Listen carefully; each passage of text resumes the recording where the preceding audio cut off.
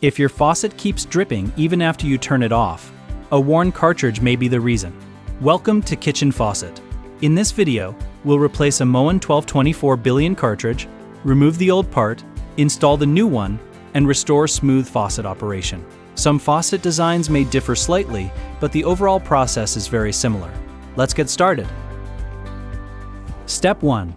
Prep. Before starting, turn off the water supply to the faucet. For this repair, you'll need a Moen 1224B replacement cartridge, a pair of pliers, and a few paper towels. Once the water is shut off, you're ready to begin. Step 2. Remove. Start by loosening the handle. Hold the top portion of the handle and twist the base counterclockwise until the handle comes off. With the handle removed, you'll see the retaining nut that holds the cartridge in place. Turn the nut counterclockwise to loosen it. Use only enough force to remove it and avoid damaging the valve body. Once the retaining nut is removed, pull the old cartridge straight out of the faucet. Step 3. Install. Before installing the replacement cartridge, check inside the valve opening and make sure there is no debris left behind.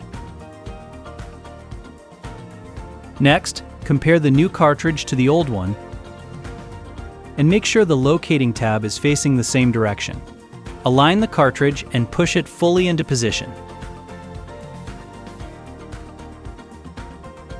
Reinstall the retaining nut and tighten it until snug.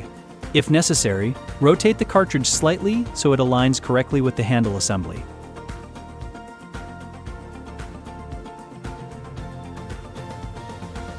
Once everything is lined up, reinstall the handle and secure it. Turn the water supply back on and test the faucet to verify proper operation and confirm the leak has been resolved.